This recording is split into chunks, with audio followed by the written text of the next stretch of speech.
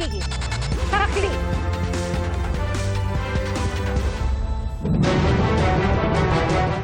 Bago sa saksi, natagpuan sa loob ng nasunog na sasakyan ang sunog ding labi ng isang babae at isang lalaki sa Peñaranda, Nueva Ecija. Ang sa Peñaranda Police Station, bago mag-alas 11 kanina umaga, inireport sa kanila ang tungkol sa nasusunog na sasakyan. Hindi pa tukoy ang pagkakakilanlan ng dalawang biktima at hindi pa nagbibigay ng karagdagang detalye ang mga polis habang gumugulong ang investigasyon. Mga kapuso, hanggang ngayong gabi, mahaba ang pila sa ilang gasolinahan bago ang big-time oil price hike. At sa isang gasolinahan sa bahagi ng East Avenue sa Quezon City, maraming motorista ang naghabol na magpakarga ng langis. At abot kalsada na rin ang pila ng mga sasakyan sa isa pang gasolinahan sa Congressional Avenue naman. Mahigit 50 gasolinahan ang pinagpapaliwanag ng DOE dahil nauna nang nagtaas presyo ng produktong petrolyo. At ilang gasolinahan naman ang naubusan na ng supply bago pa man ang itinakdang malakihang taas presyo. Saksi si Ian Cruz. Mula Luzon, Visayas hanggang Mindanao, pila ang mga sasakyan na naghahabol para magpakarga ng langis. Sa gasolinahang ito sa Quezon City, umabot na sa labas ng kalsada ang pila ng mga sasakyan. Marami naghahabol dahil simula na bukas ang big-time oil price hike dulot ng gulo sa Middle East. Depende sa oil company, 17 pesos and 50 centavos hanggang 24 pesos and 25 centavos ang kabuang itataas ng kada litro ng diesel. 7 hanggang 13 pesos para sa gasolina at 32 hanggang 38 pesos and 50 centavos ang sa kerosene o gaas. Base sa pagsusuri ng GMA News Research sa datos mula sa DOE at mga oil company, mas mataas na ito kumpara sa oil price hike noong March 2022 kung kailan naitala ang highest OPH na isang bagsak. Pero hindi isang bagsak ang gagawin ngayon. Voluntaryo itong uutayin ng mga oil company ngayong buong linggo. Para pa konti-konti lang, para maplano natin na maayos kung kailan tayo magpapagas. The rest, I'm inviting them all to also participate in this staggering of prices. Bukas pa dapat ang malakihang dagdag presyo, pero may mga nagmahal na. Kaya pinagpapaliwanag sila ng Energy Department. Kanina, pinuntahan ng DOE ang isang gasolinahan sa Pasig na Sabado pa lang ay itinaas na sa 79 pesos ang litro ng diesel mula sa halos 52 pesos. Tumanggi magbigay ng pahayag ang manager ng gasolinahan. Sinilbihan din ng SCO ang gasolinahang ito sa Fairview, Quezon City dahil umakyat sa 71 pesos ang litro ng diesel noong Sabado. Bali, nung araw pong yun, mataas po yung kuha ng amo namin po eh. Pero yung pagtaas po niyan, hindi po namin alam, yung inuutosan lang po kami nung amo namin.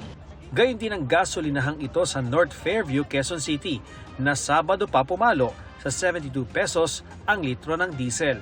Tumanggi magbigay ng pahayag ang manager nito. 55 gasolinahan ang inisyuhan ng parehong order para ipaliwanag kung bakit di dapat kansilahin ang kanilang Certificate of Compliance. Pag hindi po sila or hindi na kontento ang Department of Energy sa kanilang mga reasons, magbibigay po tayo ng administrative na mga kaso kasama or hiwalay pa po dyan yung pwedeng ibigay na criminal case. Kasi kapag po napakita rito na sila po ay may mga fraudulent acts, maaari po silang makansela ng permit sa kanilang mga transaksyon. Ang ibang gasolinahan naman, naubusan na raw ng supply, partikular ang diesel. Marami pong nagpapakarga po. Mga trucks, mga PUV, mga jeep. Sa iba na lang po kami, maghanap lang po ng medyo mababa po. Malaking kawalan po talaga yan, ang pagwalang diesel. Okay lang naman yan, pero ang masama is may mga nagho-hoard or may ibang gasolinahan na naghihintay ng akyat at ayaw magbenta. So yun po yung mga kakasuhan po natin at ipapasara po ng DOE. Pagtitiyak ni Energy Secretary Sharon Garin, may supply ng langis sa bansa hanggang sa katapusan ng Abril. We have enough supply until the end of April. Ang usual kasi na deliveries, ang capacity lang ng ating mga oil companies is around mga 15 days or more. Yun yung nung storage nila. Kasi hindi naman ganun kalaki na they can store about up to 200 days. So, may required sila na 15 days. Pero ang capacity nila siguro 40, ano? And that's the only, so they have to replenish every 40 days, let's say. So we have more than enough time to order the next batch. Pero ang tanong ng marami, kung may imbak pa ng langis, bakit nga ba nagmamahal na ang presyo? It's the replacement cost. It's not when nila kinuha, when nila binili, or when nila na-receive, kundi kung ano magkano na yung replacement. Imagine now, if we still stay with the price 2 weeks ago, wala silang pera pang bili ng bagong stock. Ayon sa DOE, madaragdagan pa ang supply ng produktong petrolyo. Mainam daw ito, sabi ng isang ekonomista, lalo't hindi alam kung hanggang kailan ang kaguluhan sa Middle East. Well, that's good, but ang safe talaga sana is 90 days as a rule. General rule sana, no? A country must have at least 90 days worth of oil reserves sana. There's a lot of uncertainty here. And yung uncertainty na yan, has to do with how long mangyayari itong kaguluhan to. Pero babala ni Professor Peña Reyes, hindi lang ang presyo ng gasolina ang tataas dahil meron itong epekto sa presyo ng mga bilihin gaya ng transportasyon, pagkain at iba pa. Sana daw huwag itong mauwi sa stagflation o pinaghalong epekto ng stagnation at inflation o yung mabagal na paglago ng ekonomiya na sinabayan pa ng mabilis na pagtaas ng presyo ng mga bilihin at mga serbisyo. Kaya kailangan raw balansehin ng gobyerno ang pag-agapay sa krisis sa petrolyo habang tinitiyak na hindi nalulugmok ang mga nangangailangan, tulad ng hindi muna pagtataas ng interest rates at pagbibigay ayuda sa mga sektor na lubos na nangangailangan nito. Temporary targeted relief for the affected sectors, no? So transport vouchers sa mga PUB driver, targeted cash transfers for the poorest households. Ayaw natin mangyari, no, na mag-ease up pa tayo, pwedeng maging inflationary yan. But if we tighten too much, that could also choke economic growth. So it's a delicate balancing act. Ayaw natin mangyari, no, na mag-ease up pa tayo, pwedeng maging inflationary yan. But if we tighten too much, that could also choke economic growth. So it's a delicate balancing act. Para sa GMA Integrated News, ako si Ian Cruz, ang inyong saksi. Nagpapagaling ang isang fratman sa ospital matapos malapnos ang balat niya sa sunog na sumiklab sa kanilang pagtitipon. Nakialam umano ang nakainom na biktima sa apoy sa ilalim ng mga food warmer kaya nagkaroon po ng pagsabog. Saksi si Mark Salazar. Sumiklab ang sunog sa gitna ng anniversary celebration ng isang fraternity sa Barangay Santa Monica, Novaliches, Quezon City. Ikinagunat ng mga bisita ang pagliyab sa may buffet table sa gitna ng kasiyahan, alas 6 kagabi. 3 fratmen ang sugatan. Isa sa kanila napuruhan kaya na ospital. Nagpapagaling pa rin siya ngayon. Bigla na lang lumiyab, malakas. Tapos yung tao, nagtatakbo, umaapoy.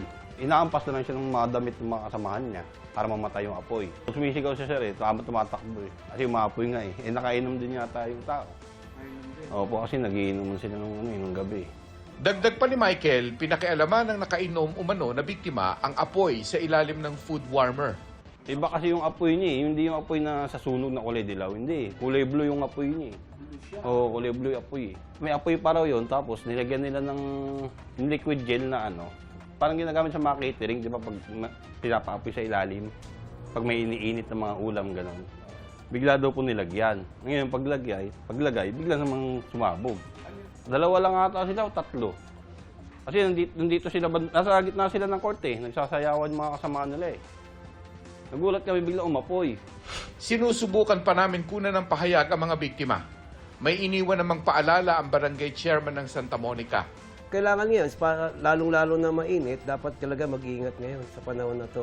Yung pag nagluluto, may kitchen na malayo sa mga flammable materials, And then wag iiwanan na ang pagluluto, especially ang apoy, anything na nag-aapoy, iiwanan basta-basta. Para sa GMA Integrated News, ako si Mark Salazar, ang inyong saksi.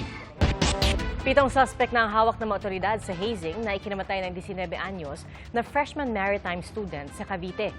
Ikwinento naman ng 2 neophyte na kasama umano ng biktima sa initiation rites ang pinagdaan ng hirap sa kamay ng mga miyembro ng fraternity. Saksi si Marisol Abduraman.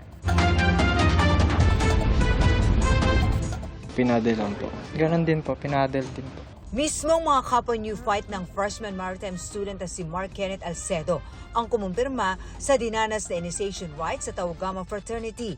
March 1 daw na mangyari ang initiation sa Cavite. Nagnanana pa nga ang mga malalalim na sugat at namamaga pa ang halos kulay tulong ng kanilang mga hita. Kayo ang magkakasamang sa initiation. Opo. Kayong tatlo. Opo. Ang ginawa ba kay Kenneth, same sa ginawa sa inyo? Opo. 18 miyembro raw ng Tau Gamma Phi ang nandun. Lahat ba sila nagpaddle sa inyong tatlo? Opo. Pero hindi pa raw nakontento ang grupo. Bago kami matapos nun, last naming pinagsusuntok po kami. Nawala ng malay si Kenneth. Sinipr po siya. Kasi po, nasa loob po kami ng bahay. Tapos nasa sala lang po ata yun sila. Para sa ama ni Kenneth, hindi basta-bastang hazing ang ginawa sa kanyang anak. Kitang-kita sa lahat ng party. Kasi kung hindi mo makita ng marami, buti kung dito lang sa hita, pwedeng masabi natin na hazing lang yan. Eh lumalabas po marami sa baba, sa dito, ang dami. Kanina, sinampahan ng ama ni Kenneth ang 14 na suspect na tukoy na ang pagkakakilanlan. Kabilang dito ang 4 na sumuko kagabi sa General Trias Police. At isang sumuko naman sa Dasmariñas Police noong Sabado sa pamamagitan ni Mayor Jenny Barzaga. May isa pang suspect na sumuko sa CIDG-NCR sa Camp Crame, kaya aabot na sa 7 ang kabuang bilang ng mga suspect na hawak ng mga otoridad. Tuloy naman ang apela ng ama ni Kenneth at ng mga otoridad sa mga suspects at maging sa pamunuan ng Tau Gamma Phi na isuko na ang mga miyembrong sangkot sa insidente. Kung talaga makatao yung fraternity nyo, maging patas kayo. Tulungan nyo yung mga kasama nyo na isuko. Di ba? Tapos harapin nila. Para sa GMA Integrated News, Marisol Abduraman ang inyong saksi. Ilang oil facilities sa Middle East o gitnang silangan ang pinuntirya sa gitna ng mahigit 1 linggo ng krisis doon. At sa gitna po nito, hinirang ang bagong Supreme Leader ng Iran. Saksi si Bea Pinlac. Nabalot ng makapal na usok ang Bapco Oil Refinery na pangunahing oil refinery sa Bahrain. Dahil yan sa pagtama umano ng drone ng Iran sa gitna ng mahigit 1 linggo ng gantihan ng mga missile at bomba sa pagitan ng Amerika, Israel at Iran. Apektado rin ng sigalot ang iba pang oil facilities sa Middle East. Sinuspinde ng Saudi Arabia ang output ng isa sa pinakamalaking refinery sa Middle East matapos itong tamaan umano ng drone ng Iran.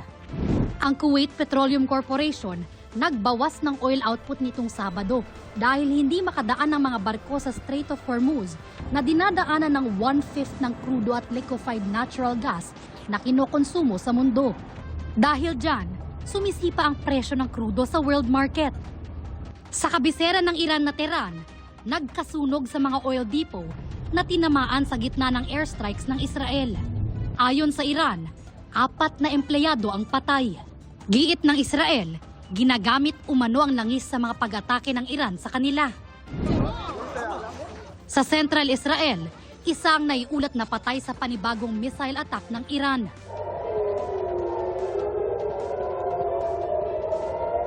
Umaalingaw-ngaw pa rin ang mga warning sirens sa iba pang bahagi ng Israel. Sa Lebanon, patuloy rin ang airstrikes ng Israel laban sa grupong Hezbollah na kaalyado ng Iran. Sa tala ng Health Ministry ng Lebanon, halos 400 na ang patay sa mga airstrike ng Israel. Sa Iran, mahigit 1,000 na ang nasawi ayon sa non-profit group na Red Crescent Society. Kasama rito ang mahigit 100 anilay na patay nung tamaan ng missile ang isang paaralan noong February 28. Sa Israel, di bababa sa 11 patay sa magkahiwalay na pag-atake, kabilang ang isang Pilipina. 2 pang sundalo nila ang nasawi sa Lebanon. Meron ding mga nasawi sa Iraq, UAE, Syria, Saudi Arabia, Bahrain, Kuwait at Oman. Inanunsyo na ng Iran ang magiging kapalit ni Iranian Supreme Leader Ayatollah Ali Khamenei na nasawi sa pag-atake ng Amerika at Israel noong February 28. Yan ang 56 na taong gulang na anak niyang si Mojtaba Khamenei na isa ring Shiite cleric at napaulat na may suporta mula sa security forces at business network sa Iran. Dati nang sinabi ni US President Donald Trump na hindi magtatagal ang isang Iranian leader na hindi umano aprobado ng Amerika. Sa isa pang panayam pagkatapos pangalanan ng bagong Supreme Leader ng Iran, sinabi ni Trump na tignan na lang kung ano ang mangyayari. Dagdag ni Trump, ang anumang pagtatapos sa gera ang magiging mutual decision nila ni Israeli Prime Minister Benjamin Netanyahu. Ang Israel naman, sinabi na dati na tatargetin nito kung sino man ang mapili na bagong Supreme Leader. Mula nang sumiklab ang krisis, halos 400 OFW at 12 dependent nila ang napauwi sa Pilipinas mula sa gitnang silangan. Kabilang dito ang 70 OFW, kasama ang mga kaanak nila na dumating sa NAIA Terminal 3 kagabi. Galing UAE ang eroplanong sinakyan nila.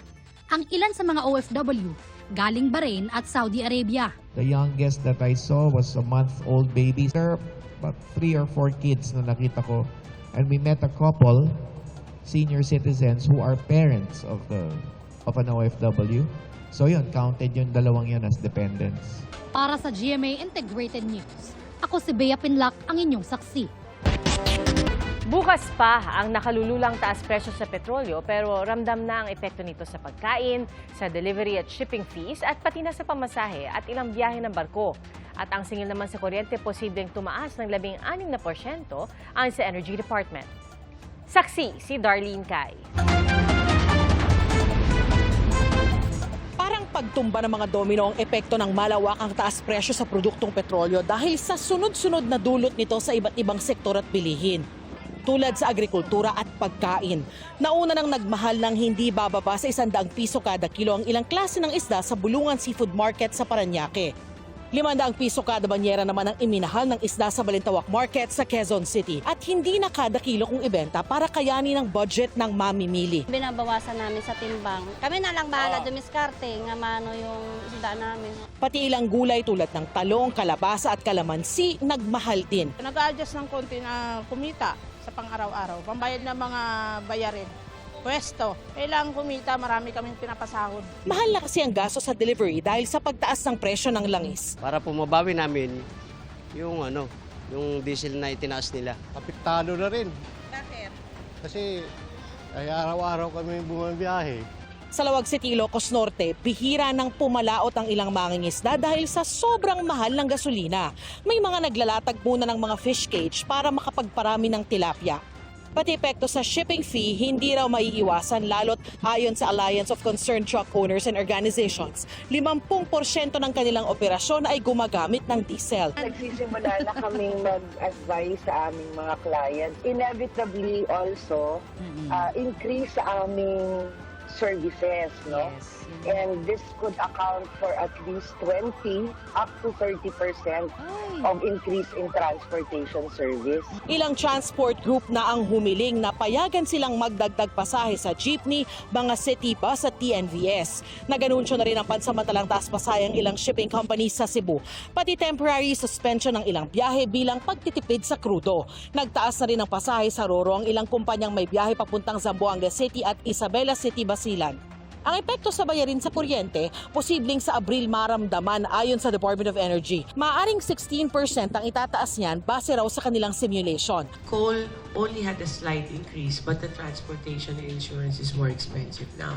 Liquefied natural gas is now triple, from 12 pesos to about more than 25 na. Yes, there is an impact, and I think we're trying to find ways to mitigate that, not only on the grid area but also on off-grid kasi diesel-based sila. So we'll report on that once we have more definite plans and calculations. Bilang bahagi ng pagtitipid, ipinatutupad na ang 4-day work week sa mga ahensya ng gobyerno alinsunod sa utos ni Pangulong Bongbong Marcos. Ang Department of Social Welfare and Development sinigurong hindi raw maaantala ang kanilang mga programa at serbisyo. Nananatiling fully operational din ang ilang serbisyo ng PhilHealth. Ang GSIS sinigurong bukas ang kanilang service counters kabilang ang lobby at pensioners lounge mula Lunes hanggang Biyernes sa pamamagitan ng adjusted frontline shifts. Patuloy rin ang operasyon sa SSS branches sa pamamagitan din ng shifting work schedule. Susunod din daw ang Department of Justice pero babalansehin daw nila ito para hindi maapektuhan ang access sa hustisya ng publiko. Sa Department of Education, work from home tuwing Biyernes ang mga kasamang non-teaching at related teaching personnel habang patuloy na susundin ng teaching personnel ang nakatakda na nilang schedule. Ang Korte Suprema magkakaroon ng flexible work arrangements sa kanilang mga opisina maging sa Court of Appeals, Sandigan Bayan at first at second level na mga korte. Basta hindi raw dapat maging dahilan ito para ikansela o ipagpaliban ng mga pagdinig na nauna nang nakaschedule. Bakit nga ba hindi pwedeng lagyan ng cap o hangganan ng taas presyo sa mga produktong petrolyo? Ipinaalala ng Energy Department na wala silang kapangyarihang kontrolin ng presyo dahil sa Oil Deregulation Law. Kung aamyendahan ng batas ayon kay Garin, maaari raw makatulong pero sa ngayon ay nakatuon sila sa agarang mga solusyon. The oil deregulation is not just that doesn't only speak about prices. There are other things that it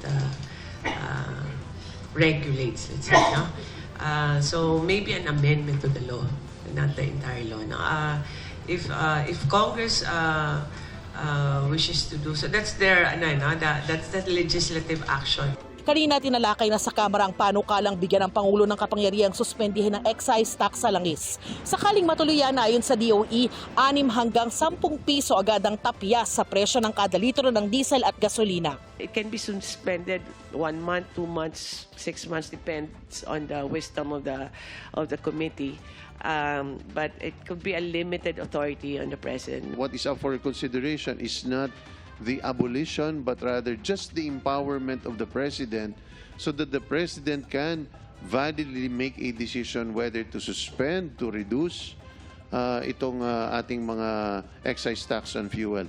Nagpanukala rin ng economic manager sa Pangulo ng ibang paraan para maibsan ang epekto ng krisis sa Middle East. Kasama na dyan yung fuel conservation and then of course yung mga subsidies for the most vulnerable, especially those producers of food, transport sector in general. Sa Miyerkules, nakadakdang magkaroon ng pagdinig ang House Ways and Means Committee tungkol sa panukalang batas na nagbibigay ng emergency powers sa Pangulo na suspendihin ang excise tax sa mga produktong petrolyo. Kung sakali na i-certify as urgent ng Pangulo ang panukalang batas na yan, sa susunod na linggo ay maaari na raw itong maaprubahan ng Kamara. We recognize that this is a challenge we must face head-on, which is why the House of Representatives will work with the executive to focus on the measures that will help cushion the effects of rising oil prices. Pag-aaralan na rin ng Senado ang paghahain ng parehong panukala. Discuss it, and hopefully we'll be able to come up with something that would be able to address the would-be problems that we will be encountering. Para sa GMA Integrated News, ako si Darlene Kai, ang inyong saksi. 15 sugatan ng araruhin ng kotse ang isang pampasaherong jeep sa Cebu. Sugatan naman ang isang tindero sa Rizal nang maatrasan ng SUV. Saksi, si Femari Dumabok ng GMA Regional TV. Sa gitna ng pagdaloy ng trapiko sa bahagi ng JP Rizal Street sa Rodriguez, Rizal kagabi, nagkaroon ng banggaan. Sa lakas nito, napatayo ang nagtitinda sa kabilang kalsada hanggang sa biglang umatras ang isang SUV na nagdire-diretso hanggang maatrasan ang tindero. Tatakbo pa sana siya palayo pero mabilis siyang naabutan ng kotse. Base sa investigasyon ng mga pulis, nasa gasolinahan ng SUV nang masagi nito ng sasakyan sa harapan nito. Habang siya'y nagmamaneho palabas, hindi niya nakala na yung kanyang natapakan ay yung mismo accelerator. Sugatan ang nabanggang tindero. Nangako naman ang driver ng SUV na sasagutin nito ang pagpapaayos ng food cart at pagpapagamot sa biktima. Babayaran din daw ng driver ang sweldo ng biktima habang nagpapagaling sa ospital. Sa Cebu, nakatayo lang sa gilid ng kalsada ang isang babae na may kargang bata at 2 pang bata. Huminto ang isang jeep sa likuran nila para magsakay ng pasahero. Lumapit din sa jeep ang isang lalaki na nakasuot ng puting damit. Ilang saglit lang, biglang inararo ng isang pulang kotse ang jeep, pati ang mga tao. Sa lakas ng impact, tumilapo ng lalaking nakasuot ng puting damit na ayon sa pulisya ay isa ring driver na magpapabarya lang sana. Nadagana naman ng tumagilid na jeep ang babaeng may kargang bata at 2 pang bata. Kita naman sa isa pang video na nagtulungan ng ilang motorista at mga tao sa paligid para itayo ang jeep. Kita rin ang paglabas ng mga pasahero mula sa jeep. Arestado ang nang-ararong driver na sinabing nasira ang manibela ng kanyang sasakyan. So yung suji is nagahi ang Manibela? That's why ako ang ipadrag-test siya o breathalyzer. Posible po din nakatulog. Pero ang iyang statement, depende pa din sa iyang statement. Karon, initial pa man eh. Sugatan ng driver ng jeep at 6 nitong pasahero. Damay rin ang 5 pedestrian at 3 sakay ng nang-ararong sasakyan. Patuloy ang investigasyon ng pulisya. Para sa GMA Integrated News, ako si Fe Marie Dumabok ng GMA Regional TV. Ang inyong saksi. Bahagi po ng misyon ni Pangulong Bongbong Marcos sa kanyang working visit sa New York sa Amerika ang manawagang resolbahin ang krisis sa gitnang silangan. Saksi si Joseph Moro. Mag-aalas 3 ng hapon, dumating dito sa New York sa Amerika si Pangulong Bongbong Marcos at First Lady Lisa Araneta Marcos. Pangunahin sa kanyang misyon ang ikampanya ang Pilipinas sa United Nations para makuha nito ang non-permanent seat sa UN Security Council. Ang UN Security Council ang nagpapasa ng mga resolusyon na binding o dapat sinusunod ng mga bansang kasapi ng UN. Halimbawa, ang pagpapataw ng mga sanksyon o kaya naman ay pag-authorize ng paggamit ng puwersa. Sabi ni Philippine Ambassador to the US Jose Manuel Babes Romualdez, may bigat at timing kung makukuha ito ng Pilipinas para sa taong 2027 hanggang 2028. Lalo pangat may gera sa gitnang silangan at may sarili tayong isyu sa West Philippine Sea. To us, especially for the world, having a seat at the Security Council, even if it's a temporary seat, meaning to say it's not a permanent seat, it still makes an impact for us, precisely because of the conflicts or rather the challenges that we face. Dagdag pa ni Romualdez sa parehong talumpati, kukunin na rin ng Pangulo ang pagkakataon na magpahayag ng posisyon ng Pilipinas tungkol sa giyera sa gitnang silangan. At the same time, because of what's happening all over the world, I think especially in the Middle East, I think the President would like to take the opportunity to be able to speak at the General Assembly of the United Nations and be able to at least push for what he has said, a peaceful settlement of the conflict that's going on. Sa isang pahayag, sinabi ng Pangulo na mananawagan siya para sa restraint o pagtitimpi, dialogo at paggalang sa international law. Malayo man sa Pilipinas ang gera sa gitnang silangan, malapit naman sa bituka ng mga Pilipino ang epekto nito. Katulad na lamang sa tumataas na presyo ng mga produktong petrolyo. Kaya nga sa gagawing talumpati ng Pangulo sa United Nations dito sa Amerika, ipaparinig niya ang boses ng mga Pilipino at ng Pilipinas. Para sa GMA Integrated News, Joseph Morong ang inyong saksi. Sumadsad sa panibagong pinakamababang level ang palitan ng piso kontra dolyar. Nagsara po ito sa 59 pesos and 50 centavos na pinakamahina sa kasaysayan. Nahigitan nito ang dating record na 59 pesos and 46 centavos na naitala noong January 15. Ayon sa isang ekonomista, may kaugnayan ang paghina ng piso kontra dolyar sa pagtaas ng presyo ng langis sa world market na ngayon po ay nasa $100 per barrel na. Ang international benchmark na Brent crude ay umakyat ng 30% para pumalo sa $119 ang bawat bariles na pinakamataas mula noong July 2022. Handa raw si Attorney Levito Baligod at 18 dating Marines na harapin ang mga panibagong reklamong perjury at cyber libel na isinampa laban sa kanila. Saksi si Sandra Aguinaldo. Magkasamang dumating sina Representative Laila De Lima at Father Flavie Villanueva sa Department of Justice. Nagsampa sila ng magkahiwalay na reklamong perjury laban sa 18 dating Marines na nagsabing nag-deliver sila ng pera sa ilang opisyal ng gobyerno mula umano kay dating Representative Zaldico. Sa pinagsamang sinumpaang salaysay ng mga dating sundalo, sinabi nilang inutusan sila ni Ko na mag-deliver ng mga maletang may lamang pera. Kabilang sa binanggit na nakatanggap ng pera umano, si De Lima. Mariin niya itong itinanggi. Sa National Bureau of Investigation naman, nag-file ng cyber libel complaint sina De Lima at Father Flavi laban sa abogadong si Devito Baligod na kasama ng mga dating sundalo. Since these are untruthful statements made in their affidavit, sworn affidavit, nagpasya po ako na mag-file ng complaint affidavit for perjury kasi nga ako kasinungalingan. Nabanggit din sa affidavit na si Ko Umano ang gumasto sa pagbisita ng mga kinatawan ng International Criminal Court sa Pilipinas at isa umano sa pinuntahan nila ang Bahay Kalinga para makausap ang mga biktima ng drug war ni dating Pangulong Duterte. Ito raw ang dahilan ng pagdulog sa DOJ ni Father Flavi. Ito ay naniniwala ko isang pananakot, paninira sa integridad ng ICC. Sinagawa nila to, itinaon nila to sa investigasyon. Pangalawa, dinawit nila at pilit dinadawit yung mga taong gustong ilantad yung katotohanan.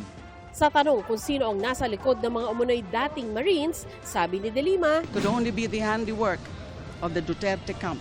Tingnan niyo po naging timing kung saan nandyan yung impeachment proceedings against the Vice President.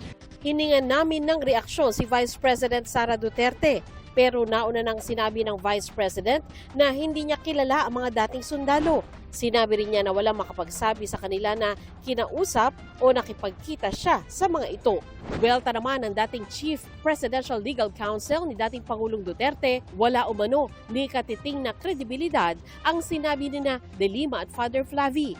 Hindi raw ito nararapat pang sagutin. Sinabi naman ni Baligod na handa silang harapin ang mga akusasyon. Sana raw ang mga nabanggit sa affidavit ay handa ring harapin ang mga akusasyon nila. Nagsampa rin sa DOJ ng reklamong cyber libel si Bureau of Corrections Chief Gregorio Catapang laban kay Baligod at cyber libel complaint naman laban sa 18 ex-Marines. Sa Supreme Court naman, nag-file si Catapang ng disbarment complaint laban kay Baligod dahil sa mga hindi totoong payag nito sa media. Matatanda ang sinabi sa affidavit ng mga dating sundalo na si Catapang umano ang nagbigay ng 8 maleta kay Ko sa isang hotel. Mariin itong itinanggi ni Catapang. Baka naman na-waylaid lang sila ng mga nag-uudyok sa kanila na mag-testify against me. Sagot naman ni Baligod, inaasahan na nila na meron pang mga darating na reklamo laban sa kanila pero hindi raw sila pinanghihinaan ng loob. Para sa GMA Integrated News, ako si Sandra Aguinaldo, ang inyong saksi. Opisyal na idineklara ng Pag-asa ang pagtatapos ng La Nina ngayong araw. Ibig sabihin, bumalik na sa tinatawag na ENSO neutral ang panahon sa bansa kung saan walang umiiral na La Nina o El Nino. Ayon sa Pag-asa, ang kondisyong ito ay magpapatuloy hanggang kalagitnaan ng taon. At kahit wala na raw ang La Nina, maaari pa rin magkaroon ng malalakas na ulan dulot ng iba pang weather at climate system.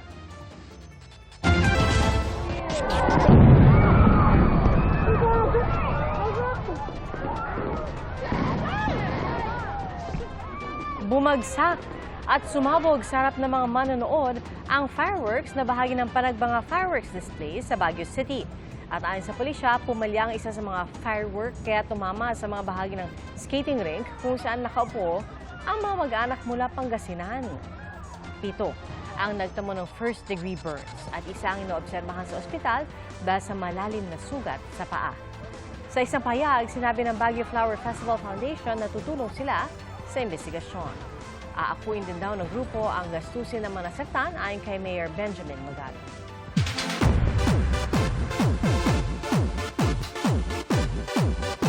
Isinilang na po ang baby number 2 na mag-asawang Rocco Nasino at Melissa Gohing. Meet baby Ayon Azriel na ipinanak nitong Martes, March 3. Proud family of 4 na nga raw sila at bumuhos naman ang pagbati sa celebrity couple. Ikakasal na nga ba si Bea Alonzo? Yan po ang tanong ng marami nang makita sa livestream ng isang simbahan sa Maynila ang marriage banns ng aktres at ng kanyang businessman boyfriend na si Vincent Ko.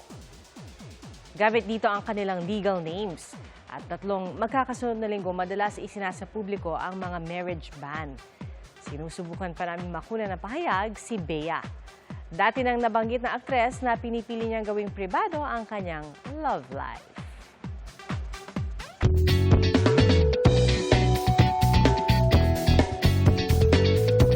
Halos tangayin ng malakas na hangin ang magkakaibigang umakyat ng bundok sa Zamboanga del Sur.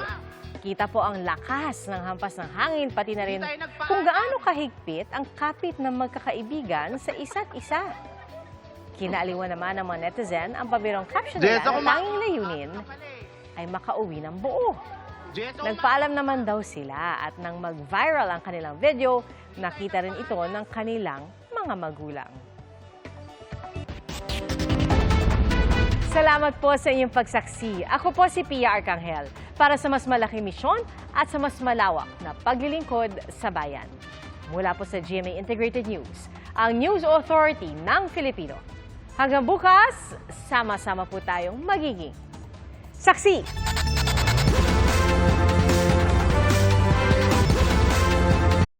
Mga kapuso, maging una sa saksi. Mag-subscribe sa GMA Integrated News sa YouTube para sa iba't ibang balita.